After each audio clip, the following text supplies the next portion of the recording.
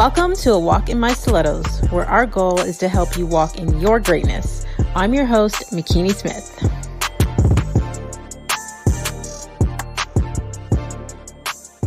I thought I'd do something special for today's episode. With everything that is happening in the world, with all of the uncertainty, I felt that you guys would benefit from learning how to be resilient during a crisis. Some people just seem to be born with the ability to overcome adversity with what seems like ease. It's a trait that experts call resilience. I wrote my first book, A Walk in My Stilettos, How to Get Through the Struggle with Grace, after sharing my testimony of beating the odds over and over again. I've been knocked down more times than I can count, but I keep bouncing back. In just the past year alone, I have overcome so many obstacles. I'm no stranger to crisis. Life-threatening health challenges, loss of finances, an unexpected breakup, rebuilding my business, the loss of loved ones, and now the coronavirus, COVID-19, and as people of color seem to love to call it, the Ronas. So, because so many of you have slid into my DMs or sent me emails, just to share your encouraging words and to let me know how inspired you are by my resilience, I just wanted to say thank you. I wanted to say thank you for encouraging me and lifting me up. And I'm honored, but I thought that I would help you build your resilience muscle. People with resilience have a better sense of control over their lives, and that makes them more willing to take risks. Because of their optimistic outlook, they're more likely to develop and maintain positive relationships with other people, as well as to live more meaningful lives. So I'm going to share with you some tips to make you more resilient. Number 1, stay flexible. Resilient people expect to face challenges, at all different points in their life. They're able to adjust their goals and find ways to adapt. Quite frankly, I have had to learn to adapt in so many different ways. When I first became a single mom, that was definitely not my intention, but I had to learn to provide for my family on my own, which I hadn't done on my own since ever. I had to adjust. When I went through my most recent breakup, it took me a minute because we talked about spending the rest of our lives together and growing old together, but I had to adjust. Now with COVID-19 and us being in quarantine, all of the plans that I had set for 2020 to rebuild my business and to serve on a larger scale and to help others, conquer their fears and reach their goals, I have had to adapt and to adjust. You have to be flexible. Number 2, learn lessons. When you have a negative experience, focus on the positive lessons that you can learn from it. Let go of asking, why me? That puts you in the state of mind that you're the victim. Instead, be the victor and ask yourself, what good can come from this? Or what has this taught me? When I was first experiencing the unexpected breakup, obviously at first, my first thought was, why me? But I'm all about the lessons. I'm a student of life every single day. And I had to ask myself, okay, what good can come from this? And I have not only been able to reconnect with old friends, I have been able to be more vulnerable in building my brand on resilience. I have built a closer connection with my children. I have so many positives that came from that I did not see in the moment. But if I had sat there in my feelings and asked, why me? I would probably still be in my feelings to this very day. So when COVID-19 hit, I had just come back from a vacation with a whole group of high school friends. We had an amazing time. We were relaxed. We were ready to just jump back into being our best selves and building our brands and doing all of these amazing collaborations and events and video projects. And borders began shutting down. The government, for everyone's safety, is enforcing people being under quarantine. So obviously, with all of those things happening, considering the year that I've had, I could have said, why me? But I took a step back and I asked myself, what good can come from this? And I can tell you for a fact that not only have I saved money because I can't go anywhere, I've had a full tank of gas for about 2 weeks. I have had stronger relationships with a lot of people around me because I've been checking in and they've been checking on me. We've taken the time. I have learned new skills. I have been able to rest and restore. There is so much good that can come. So sometimes when you're in the midst of a crisis, it's easy to play the victim and to focus on all the negatives. And I don't want to say that there's a silver lining in everything, but I honestly do believe that everything is a lesson or a blessing. And it's very challenging looking at the news and all of the numbers and seeing all of the people that are passing away. And it's extremely unfortunate of everyone who is being affected. But if you look at the positive news, the ozone layer in the earth is beginning to heal itself. The sounds of nature just seem to be so loud. I don't know if it's just me, but there is so much good that has come from this. And in terms of what has it taught me, have you stopped to consider having to adjust so quickly to so many changes at once?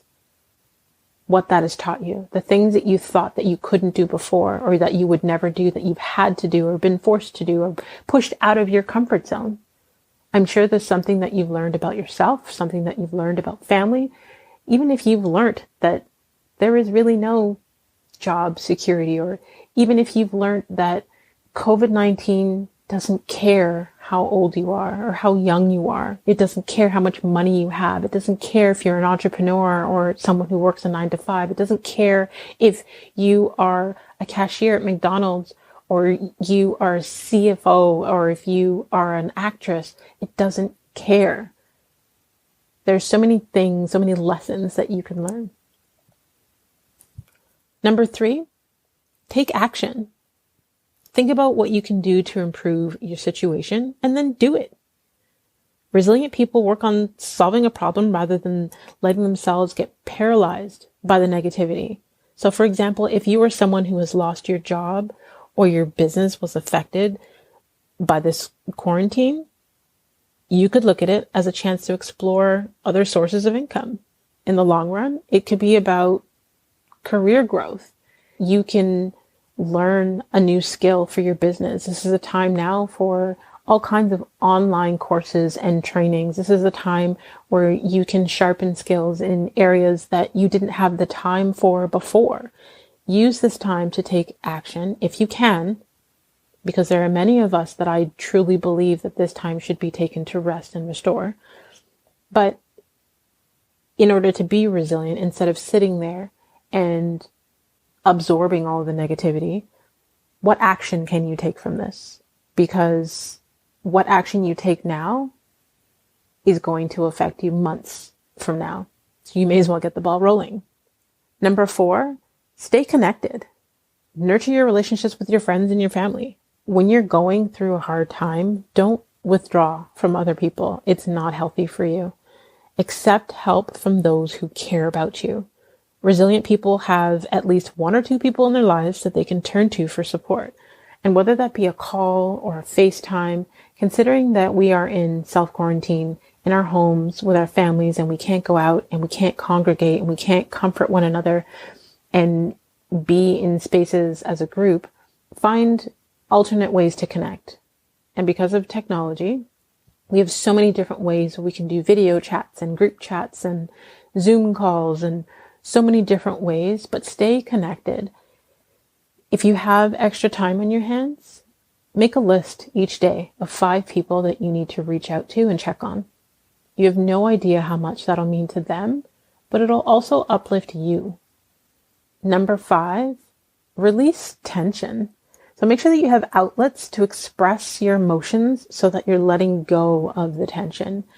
And for all of you out there listening that suffer from anxiety, and I can tell you with everything that is happening now because of the news and all the negativity on social media, it's created like a viral online anxiety where everyone is feeling some form of anxiety. And if you've never felt it before, you don't even know what's happening within your body. You don't understand the signs, but that tension that you're feeling, for those of us, including myself, who suffer from anxiety disorder, your body, the level of tension that is within your body right now needs to be released because you're absorbing all of that chaotic energy and that tension, and it is causing your body to be in dis-ease. And that is, put the word together, disease. You know, our bodies react to our thoughts and our feelings, and all of that tension inside of you from the anxiety is not healthy for you. So I would recommend writing a journal. I do have a gratitude journal. It's a prompted journal that helps you focus on the things that you're grateful for. But even if you don't have my journal, if you get a notebook and just write out how you're feeling, that helps to release some of the tension. Write out what happened in your day today. Write out what you would like to do. Just writing, getting your thoughts and your feelings out onto paper and expressing yourself rather than suppressing yourself will help you. Another thing that I recommend is drawing or coloring or tapping into any form of creativity that you have or that speaks to you. It actually really helps relax the brain and release tension. I also recommend meditating. So whether meditation for you is just being still and acknowledging each part of your body and slowly releasing the tension in each part as you focus on your fingers, on your hand, on your arms, on your elbows. Or if you choose to pray in that time, or if you're someone who likes to release tension through working out, or one thing that I love to do is stretching. And if you're into yoga, you can do that too. You can also talk with a friend or a counselor about how you're feeling to release some of that tension. I definitely believe in talk therapy. I don't like to talk a lot, but I definitely believe in asking the right questions, asking deep questions, and listening for the answers.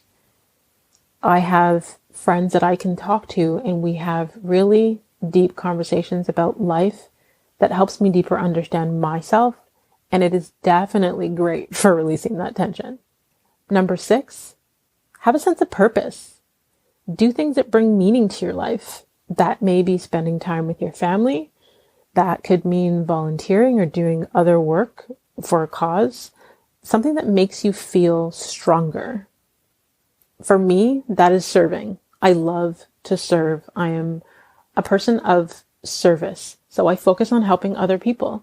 So whether that be inspiring them by writing posts and content for online, whether that be helping women to publish their books, whether that be helping people to produce their podcast or shift their mindset, my focus is how can I help you get towards your goals?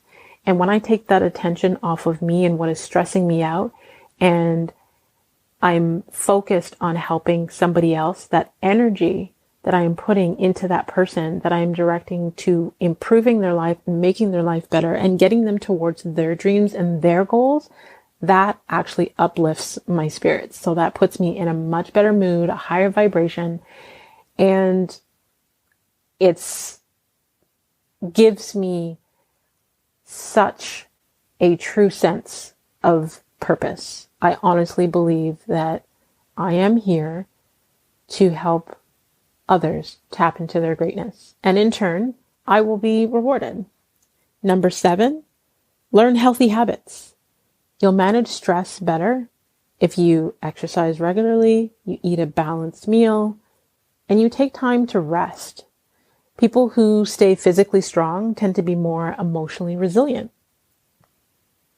I was listening to another podcast, I believe it was Jay Shetty, and he had a doctor on who was speaking about how to help cope during this pandemic that we're having with the COVID-19. And he was talking about, in terms of exercise, go outside for a walk. Just because we are under quarantine does not mean that we should not be moving. We need to intentionally make the time to continue to move. When we are not in motion, that affects our emotions. So if you can, go outside for a walk in your area. If you can exercise in your home, if you have that luxury, then you can do so. If you choose to take walks with your family, if you see other family members on the street, just make sure that you wave from afar and keep your distance, your physical distance. But if you need to go for a walk in your area with a family member or a friend, stay 1 to 2 meters apart for safety, but at least they're holding you accountable into getting that exercise regularly. And eating a balanced diet. I find when I am on a plant-based diet and I'm eating nutritional foods, I feel so much better. And that helps me to be resilient because when I feel better, I've fueled myself so that I have the energy to deal with the things that can be emotionally draining or physically exhausting. One thing that the doctor was talking about when I was listening to Jay Shetty's podcast was that there are so many companies out here promoting products and supplements to boost your immune system, and how that can actually affect you negatively if you come into contact with the coronavirus, with COVID-19, because you have basically put your immune system into overdrive. And in terms of how it will affect you with the COVID-19, he was saying that the people who were actively trying to boost their immune system and caught the virus actually needed the respiratory help. They were on a respirator.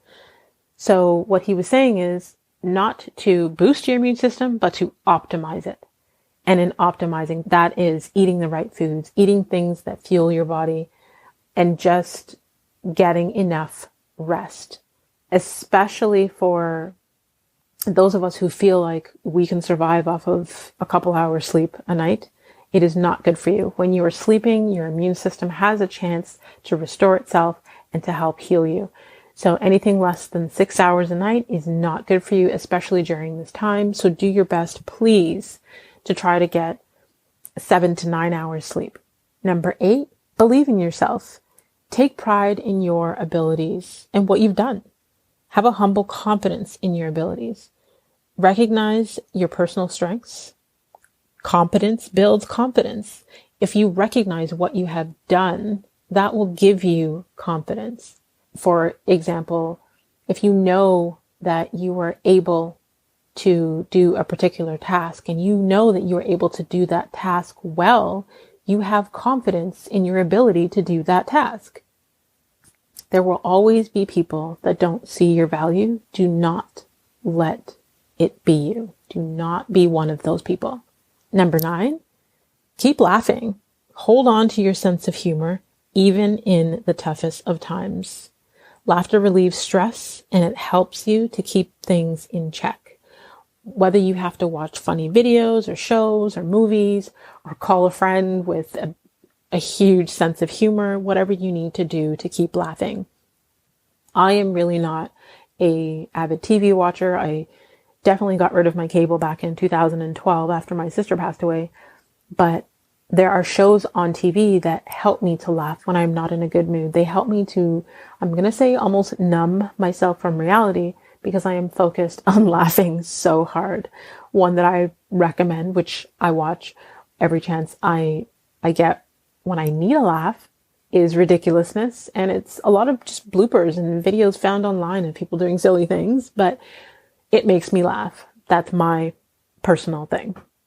And I also have friends that all have amazing sense of humor, so I can call any one of them and laugh even when I feel like crying. So that definitely helps build resilience and strengthen my resilience muscle, because they're relieving the negative emotions in that moment. They're reminding me that there are things to laugh about and that it isn't that bad, because sometimes we turn these little molehills into mountains, and when we get perspective from other people and we can laugh and joke, it releases the tension, but also lets us know that there is good in the world in the midst of a crisis. And last but not least, number 10, be optimistic. And I know that sounds cliche, and it's almost annoying when you're in crisis for someone to tell you, oh, just be happy, be optimistic. I probably want to punch someone in the throat. But a positive and hopeful outlook will make you much more resilient. Remember that many of the problems that you face in life are temporary, and that you have overcome setbacks in the past. You have survived everything you have been through in life up until this point. You will get through this. We will get through this. We will get through this together. So I just want to recap quickly the 10 points that I recommended to help you get through resilience. So number 1, stay flexible. Number 2, learn lessons. Number 3, take action. Number 4, stay connected. Number 5, release tension. Number 6, have a sense of purpose. Number 7, learn healthy habits. Number 8, believe in yourself. Number 9, keep laughing. And number 10, be optimistic. I would love to know if you guys have any more tips to add to this list. Please feel free to slide into my DMs on Instagram. I'm at @TheRealMakini Smith. And let me know. Let me know the tips that you have on being resilient. Let me know if these were helpful. I would love your feedback. And also feel free to send in an email at info@awalkinmystilettos.com. If you found this episode to be helpful, if you feel that it could help any of your family members or friends, please share it with them. And if you haven't already, subscribe on all platforms. Until next time, continue to walk in greatness in your stilettos in a manner worthy of your calling.